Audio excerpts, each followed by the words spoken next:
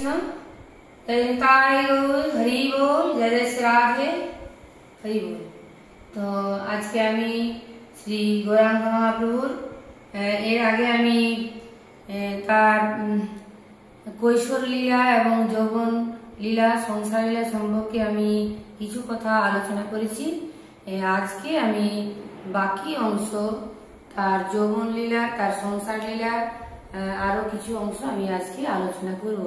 সেটা হচ্ছে যে গৌরাঙ্গ মহাপ্রভুর দিগ্বিজয়ী সন্ন্যাসীকে পরাজিত করেছিলেন সেই কথা এবং তার গয়া ধামে গমন এবং তার দীক্ষা গ্রহণ ইত্যাদি এই সমস্ত লীলা আমি আজকে নিত্যানন্দ প্রভুর সঙ্গে মহামিলন এই সমস্ত কথা আমি আজকে বর্ণনা করব। হরে কৃষ্ণ। জয় নিতাই গৌর, হরি গৌর, জয় জয় শ্রী রাধে, জয় শ্রী চৈতন্য ভগবান কি জয়। হরে কৃষ্ণ। তো আসুন আমি তাহলে আজকে একটা একটা গৌরচন্দ্রিকা প্রথমে আমি আগে গাইব, তারপরে আমি কথার মধ্যে যাব। হরি বল, রাধে রাধে। ভজ নিত্যানন্দ নাম, ভজ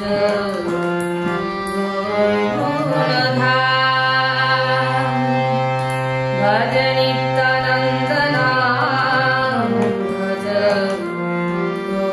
গৌরধাম, ভজ নিত্যানন্দ নাম, ভজ গৌরধাম, ভজ নিত্যানন্দ নাম,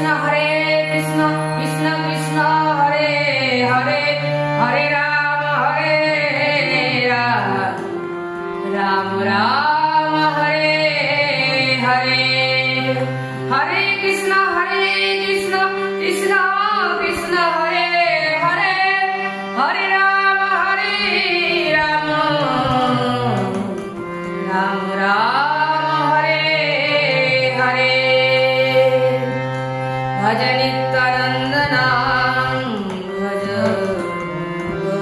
गौर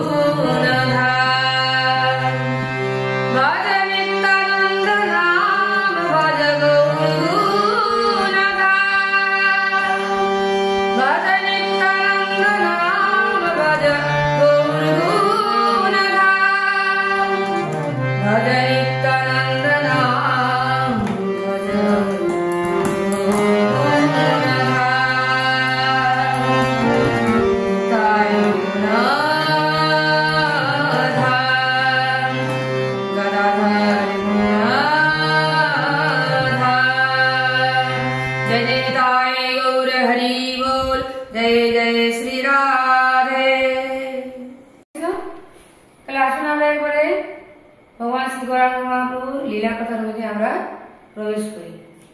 তো এখন গৌরাঙ্গ মহাপ্রভু কি হয়েছে না, দ্বিতীয় দেবী বিষ্ণুপ্রিয়া দেবীর সঙ্গে দ্বিতীয় বিবাহ সম্পন্ন হয়েছে। এরপরে তিনি তো মহাপণ্ডিত, বিদ্যা শিক্ষা লাভ করে অনেক বড় পণ্ডিত হয়ে গেছেন। তিনি নবদ্বীপে অনেক বড় টোল খুলেছেন, সেখানে অনেক ছাত্র অধ্যয়ন করে এবং চারদিকে মহাপ্রভুর বিদ্যার খ্যাতি ছড়িয়ে পড়েছে। তো সেই সময় একদিন, সেই অবস্থায় একদিন একজন দিগ্বিজয়ী পণ্ডিত সারা ভারত পরিভ্রমণ করে ঘুরতে ঘুরতে নবদ্বীপে এসে উপস্থিত হন। তো দিগ্বিজয়ী পণ্ডিত কেমন ছিলেন না, তিনি ছিলেন দিগ্বিজয়, মানে দিগ্বিজয় করে এসেছেন, মানে সারা ভারতের যত পণ্ডিত সেই সময় ছিলেন, সারা ভারতবর্ষ পরিভ্রমণ করে যত সংস্কৃতের বড় বড় পণ্ডিত ছিলেন সবাইকে তিনি শাস্ত্রতর্কে পরাজিত করে এবং তিনি এবারে নবদ্বীপ ধামে এসেছেন নিমাইয়ের সঙ্গে তিনি শাস্ত্র তর্ক করবেন বলে, শাস্ত্রার্থ করবেন বলে, নিমাইকে পরাজিত করবেন এরকম মানসিকতা নিয়ে তিনি এসে উপস্থিত হয়েছেন। তো এখন চৈতন্য মহাপ্রভু গঙ্গা তীরে বসে আছেন, গঙ্গা তীরে তার বিদ্যার্থীরা অধ্যয়ন করছেন। সেই সময় তার 100-র অধিক ছাত্র, মানে তার টোলে এত ছাত্র সংখ্যা প্রচুর। আর সেই সময় দিগ্বিজয়ী পণ্ডিত ঠিক মানে নিমাইয়ের কাছে এসে সেই গঙ্গা তীরবর্তী স্থানে এসে উপস্থিত হয়েছেন। তো দিগ্বিজয়ী পণ্ডিত, আচ্ছা, দিগ্বিজয়ী পণ্ডিত কি ছিলেন না, নিমাই পণ্ডিতের পাণ্ডিত্যের কথা তিনি অবগত ছিলেন। তাই নিমাই পণ্ডিত অনেক বড় পণ্ডিত, সেটা বয়স কম হলেও তিনি কিন্তু অনেক বড় পণ্ডিত, সেটা তিনি অবগত ছিলেন, আগে জানতেন। সেই জন্য তিনি সোজা নিমাইয়ের কাছেই চলে এসেছেন। তো নিমাই পণ্ডিত কি করলেন না, সসম্মানে সেখানে তাকে উপবেশন করালেন, যথাযোগ্য সম্মানে তাকে উপবেশন করালেন। এরপরে এর মধ্যে কি হচ্ছে না,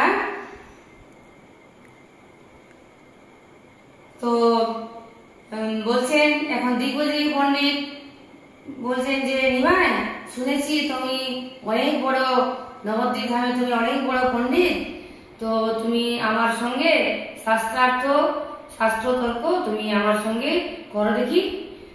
তো তখন নিমাই পণ্ডিত বলছেন, পণ্ডিত মশাই, আমি তো অনেক একটা ছোট ছেলে, আমি তো অল্প বয়স্ক ছেলে, 16-17 বছরে, আমার কোথায় আপনি প্রবীণ, বয়সে প্রবীণ, সারা ভারত পরিভ্রমণ করে এসেছেন, যত পণ্ডিতকে পরাজিত করে, আমি কি আপনার সঙ্গে পারবো? আমি আপনার কাছে অনেক শিশু। কিন্তু দিগ্বিজয়ী পণ্ডিত কিছুতেই স্বীকার করবেন না, সেটা হার মানবেন না, তিনি নিমাইয়ের সঙ্গে মানে তর্কযুদ্ধ করবেনই, মানে না করে তিনি ছাড়বেন না, তিনি ছাড়বার পাত্র নন। এখন কি করবেন এখন অগত্যা? তখন নিমাই পণ্ডিত বললেন যে তাহলে আপনি এক কাজ করুন, আপনি গঙ্গার মাহাত্ম্য সম্পর্কে কিছু শ্লোক আপনি বলুন, তারপরে আমি আপনার সঙ্গে কথা বলছি। তো এখন দিগ্বিজয়ী পণ্ডিত কি করলেন, তখন বলতে শুরু করলেন, মানে তিনি নিজে সঙ্গে সঙ্গে রচনা করে অনেক শ্লোক বলতে পারতেন, তিনি অনেক বড় সংস্কৃতি পণ্ডিত ছিলেন। তো তিনি সঙ্গে সঙ্গে তিনি 100-এর বেশি শ্লোক তিনি গঙ্গা দেবীর মাহাত্ম্য সম্পর্কে 100-এর বেশি শ্লোক তিনি উপস্থাপন করলেন নিমাই পণ্ডিতের কাছে। এবারে তিনি বলছেন, শুনো নিমাই পণ্ডিত, নিমাই, তাহলে আমি তো এতগুলো গঙ্গা দেবীর মাহাত্ম্য সম্পর্কে এত শ্লোক আমি মানে বললাম, মানে তো এইবারে তুমি বলো, তোমার কিছু বলার থাকলে বলো, যদি এই শ্লোকগুলির মধ্যে কোথাও কোনো ত্রুটি থাকে বা ভুল ত্রুটি থাকে বা না থাকে সেটাও তুমি বলো। তখন নিমাই পণ্ডিত কি করলেন না, ওই অতগুলো শ্লোকের মধ্য থেকে একটা শ্লোক তিনি উদ্ধৃত করে বললেন যে এই শ্লোকটার মধ্যে অনেক ত্রুটি আছে, এই ত্রুটি আছে, সেই ত্রুটি আছে, মানে অনেক ব্যাকরণগত ত্রুটি আছে, উচ্চারণগত ত্রুটি আছে, নানা রকম ভুল ত্রুটি তিনি বার করে দিলেন। তো সেই সব শুনে দিগ্বিজয়ী পণ্ডিত তো অবাক হয়ে গেলেন যে আমি ঝড়ের মতো 100টার বেশি শ্লোক আমি বললাম, তার মধ্য থেকে নিমাই পণ্ডিত কি করে এত মানে একটা শ্লোক উনি উদ্ধৃত করলেন, এত তাড়াতাড়ি এতগুলো শ্লোক তো মুখস্থ করা এত সহজ কথা নয়। তাহলে নিমাই পণ্ডিত নিশ্চয়ই কোনো সামান্য ব্যক্তি নন, তিনি অনেক ঊর্ধ্বস্তরের মানুষ। তখন দিগ্বিজয় পণ্ডিত হাত স্বীকার করলেন নিমাইয়ের কাছে এবং তার শ্রীচরণে তিনি গিয়ে লুটে পড়লেন, শ্রীচরণে গিয়ে লুটিয়ে পড়লেন এবং তার কাছে ক্ষমা ভিক্ষা করলেন যে আমি তোমার কাছে হার মেনেছি, তুমি অনেক বড় পণ্ডিত, এই আর কি। তো সসম্মানে তারপরে নিমাই পণ্ডিত তাকে যত্ন আরতি করে তারপর তাকে বিদায় করলেন।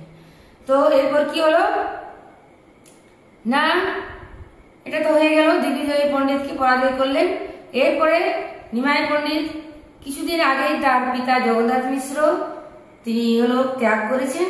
তো এখন তার পিতা জগন্নাথ মিশ্রের পিণ্ডদান করার জন্য গয়াতে বিষ্ণু পদচিহ্ন আছে, গয়াসুরের বুকের উপরে বিষ্ণু পদচিহ্ন আছে, সেটা আমরা সবাই জানি, আমরাও যাই। তো আমাদের কেউ মারা গেলে আমরা গয়াতে পিণ্ডদান করতে যাই পূর্বপুরুষকে। তো নিমাই পণ্ডিত ঠিক করলেন যে তার পিতার পিণ্ডদানের উদ্দেশ্যে তিনি গয়া গমন করবেন। তো এখন তিনি সাঙ্গপাঙ্গ নিয়ে তিনি গয়ার উদ্দেশ্যে গমন করলেন এবং বিষ্ণু পদচিহ্নের উপরে তার পিতৃশ্রাদ্ধ, তার পিতৃদেবের পিণ্ডদান আদি কার্য সম্পন্ন করলেন। তবে তে করিলা প্রভু গয়াতে গমন, ঈশ্বর পুরীর সঙ্গে তথায় মিলন। দীক্ষায়নন্তরে কইল প্রেম পরকাশ, দেশে আগমন কোন প্রেমের বিলাস। ওখানে কি করলেন, সমস্ত পিণ্ডদান আদি কার্য সম্পন্ন করার পরে তার সঙ্গে ঈশ্বর পুরীপাদের মানে সাক্ষাৎ হয়। ঈশ্বর পুরীপাদ হচ্ছে পুরী সম্প্রদায়ে, তিনি মাধবেন্দ্র পুরীর শিষ্য হচ্ছে ঈশ্বর পুরীপাদ। তো ঈশ্বর পুরীপাদ ছিলেন ভগবত দ্রষ্টা মহাপুরুষ। তো ঈশ্বর পুরীপাদের সাথে মহাপ্রভুর সাক্ষাৎ হয় সেই গয়াধামে। তো এখন ভগবান শ্রী চৈতন্য মহাপ্রভু তিনি দীক্ষা তার শ্রীচরণে তার কাছে দীক্ষা গ্রহণের ইচ্ছা প্রকাশ করেন এবং ঈশ্বর পুরীপাদের কাছে তিনি কৃষ্ণ নামে দীক্ষা গ্রহণ করেন। তো এই দীক্ষা গ্রহণের পরে কি হয়, তিনি আবার দেশে ফিরে আসেন, তার সেই নবদ্বীপ ধামে ফিরে আসেন। এখন আসার পরে মহাপ্রভুর ভাবের পরিবর্তন হয়ে যায়। হঠাৎ করে তিনি অতদিন তিনি পাণ্ডিত্য লীলা নিয়ে বিভোর ছিলেন, তার পাণ্ডিত্য নিয়ে তিনি ছাত্রদের অধ্যয়ন করাতেন, এই নিয়েই তিনি তার পাণ্ডিত্য প্রতি তার অনেক গর্ব ছিল, এসব নিয়েই তিনি মানে মজে ছিলেন, মুগ্ধ ছিলেন। এখন তিনি কৃষ্ণ ভাবে বিভাবিত হয়ে তিনি ফিরে এসেছেন নবদ্বীপ ধামে। প্রত্যেকের তো এই হচ্ছে, তো একটা ব্যাপার হচ্ছে যে প্রত্যেকের জীবনে সদ্গুরুর দীক্ষার অবশ্যই প্রয়োজন আছে। যদি আমাদের ভগবানের সান্নিধ্য লাভ করতে হয়, ভগবানকে যদি জানতে হয়, তাহলে স্বয়ং গৌরাঙ্গদেব তিনি স্বয়ং ভগবান, তা সত্ত্বেও তাকে দেহধারী গুরুর মানে কাছে দীক্ষা গ্রহণ করতে হয়েছে। সুতরাং আমাদেরকেও প্রত্যেকটা মানুষেরই এটা দরকার, সদ্গুরু গ্রহণের প্রয়োজন আছে। তো বিষ্ণু তো সেখানে গয়াধামে তার কি হয়েছিল না, ভগবান বিষ্ণুর শ্রীচরণ দর্শন করে মহাপ্রভুর মহাভাব প্রকট হয়ে গেছিল। এরপরে দীক্ষা গ্রহণের পরে আরো তার ভাবের পরিবর্তন হয়, মহাভাব উদয় হয়। এখন হয়েছে কি, দেশে ফিরে মহাপ্রভু যেখানে সেখানে নবদ্বীপ ধামে এসে কি করছেন না, তার আমূল পরিবর্তন হয়ে গেছে না, কি করছেন না, যেখানে সেখানে তিনি হরিনাম করতে করতে রাস্তায় রাস্তায় গলিতে গলিতে তিনি নৃত্য করতে লাগছেন এবং নিত্য কীর্তন এবং হা কৃষ্ণ বলে কন্দন করছেন, কখনো বা ক্রন্দন করছেন, কখনো বা মূর্ছিত হয়ে পড়ে যাচ্ছেন, এইরকম আর কি, কখনো বা হাসছেন, কখনো বা কাঁদছেন, তার এইরকম অবস্থা হয়ে গেছে। তো কিবা মন্ত্র দিলা বসাই, কিবা তার বল, জপিতে জপিতে মন্ত্র করিলা পাগল। তো হরে কৃষ্ণ মহামন্ত্র তিনি পেয়েছিলেন ঈশ্বর পুরীপাদের কাছে। তো এই যে হরে কৃষ্ণ মহামন্ত্রের এতটাই শক্তি যে হরে কৃষ্ণ মহামন্ত্র যদি আমরা প্রত্যহ একটা সংখ্যা রেখে জপ করি 108 বার কি 1008 বার, যদি আমরা কি 16 মালা 25,000 যদি জপ করি, তাহলে আমাদেরও আস্তে আস্তে কৃষ্ণ ভক্তির উদয় হবে। তখন আমাদের লজ্জা সংকোচ সমস্ত দূরীভূত হয়ে যাবে, ভগবানের সঙ্গে একটা সম্পর্ক তৈরি হয়ে যাবে। বলো শ্রী চৈতন্য ভগবান কি জয়। ভগবান শ্রী চৈতন্য মহাপ্রভুর অনন্ত অপার লীলা। তো এই অনন্ত অপার লীলা, কলিযুগ পাবন অবতার ভগবান শ্রী চৈতন্য মহাপ্রভুর এই যে অনন্ত অপার লীলা, এটা কোনো মানুষের পক্ষে এক জন্মে এবং এক মুখে বলে শেষ করা সম্ভব নয়। তো ধীরে ধীরে এখন কি হচ্ছে না, মহাপ্রভুর ভক্ত সংখ্যা বাড়ছে। মহাপ্রভুর এই নাম কীর্তনে মুগ্ধ হয়ে নবদ্বীপবাসী মুগ্ধ হয়ে গেছেন। এখন নবদ্বীপ ছাড়া নবদ্বীপ আশেপাশের গ্রাম থেকেও ভক্তরা আসছে এবং ওনার সাঙ্গপাঙ্গ ভক্ত সংখ্যা বেড়েই চলেছে। হরে কৃষ্ণ। আসুন তাহলে একটা মহাপ্রভুর একটা কীর্তন করি। হরি বল, রাধে রাধে। গৌরাঙ্গ তুমি মোরে দয়া না ছাড়ি হো, গৌরাঙ্গ তুমি মোরে দয়া না ছাড়ি হো, আপন করিয়া রাগা চরণে রাখি হো, আপন করিয়া রাগা চরণে রাখি হো, গৌরাঙ্গ তুমি মোরে দয়া না ছাড়ি হো।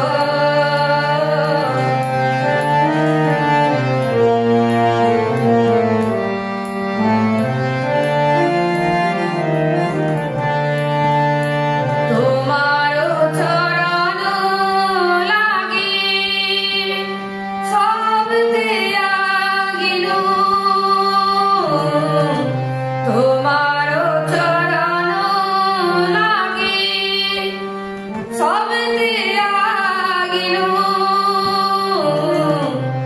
শীতল চরণ পায়া, শীতল চরণ পায়া শরণ লইনু, গৌরাঙ্গ তুমি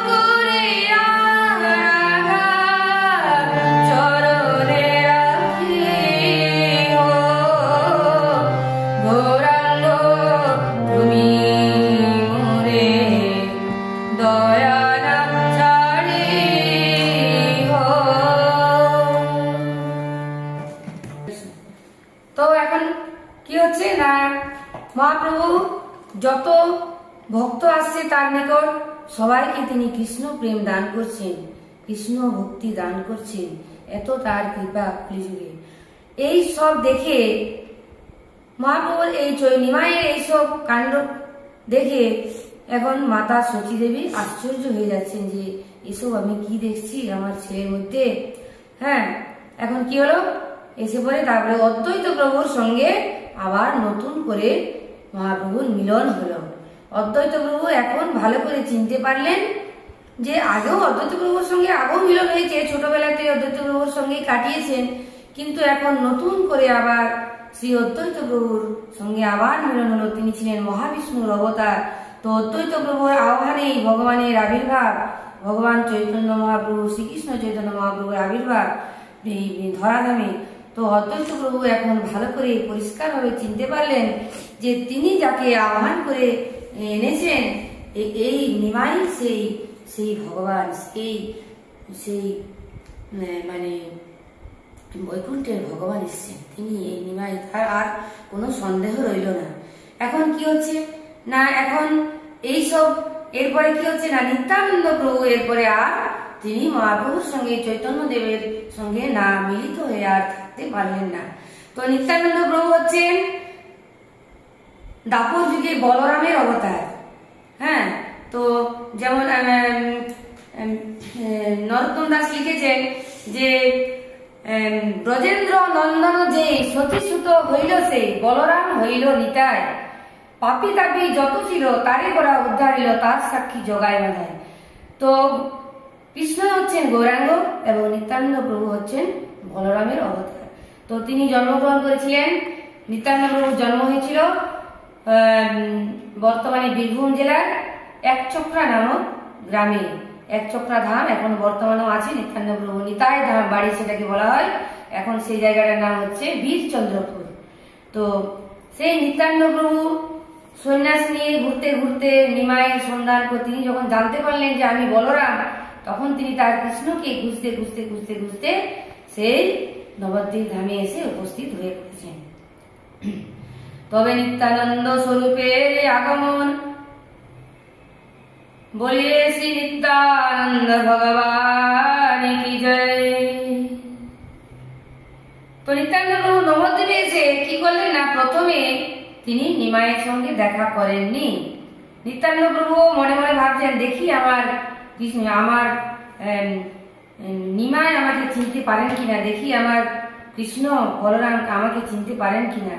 তো নন্দন তিনি প্রথমে এসে কোথায় উঠেছেন, তার নন্দন আচার্যের ঘরে তিনি এসে অবস্থান করেন। নন্দন আচার্য বলে একজন ভালো একজন সেরকম ব্যক্তি ছিলেন নবদ্বীপে, তার বাড়িতে এসে তিনি চুপচাপ নীরবে এসে কাউকে তিনি বলেননি, এসে তার বাড়িতে এসে থেকেছেন, এখন বাইরে প্রকাশ করেননি।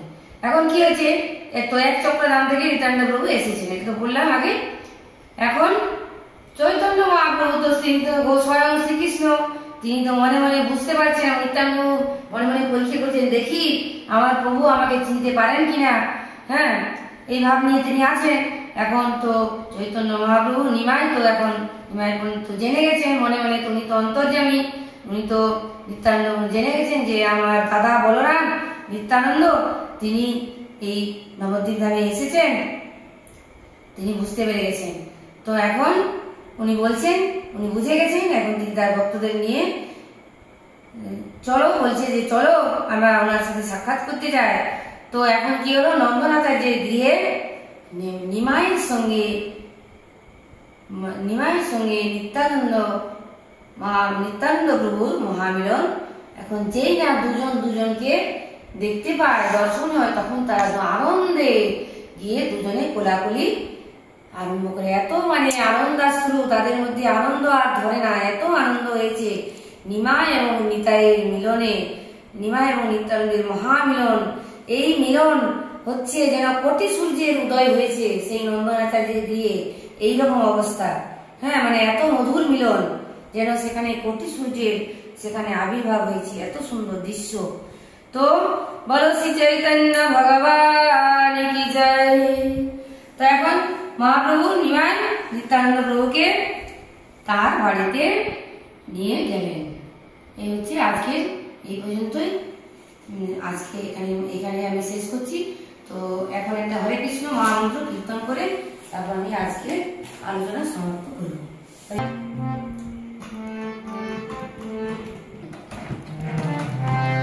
হরে কৃষ্ণ হরে কৃষ্ণ কৃষ্ণ কৃষ্ণ হরে হরে হরে রাম হরে রাম রাম রাম হরে হরে হরে কৃষ্ণ হরে কৃষ্ণ কৃষ্ণ কৃষ্ণ হরে হরে হরে রাম হরে রাম রাম রাম হরে হরে হরে কৃষ্ণ হরে কৃষ্ণ কৃষ্ণ কৃষ্ণ হরে হরে হরে রাম হরে রাম রাম রাম হরে হরে হরে কৃষ্ণ হরে কৃষ্ণ কৃষ্ণ কৃষ্ণ হরে হরে হরে রাম রাম রাম হরে হরে হরে কৃষ্ণ হরে কৃষ্ণ কৃষ্ণ কৃষ্ণ হরে হরে হরে রাম হরে রাম রাম রাম হরে হরে হরে কৃষ্ণ হরে কৃষ্ণ কৃষ্ণ কৃষ্ণ হরে হরে হরে রাম হরে রাম রাম রাম হরে হরে হরে কৃষ্ণ হরে কৃষ্ণ কৃষ্ণ কৃষ্ণ হরে হরে হরে রাম হরে রাম রাম রাম হরে হরে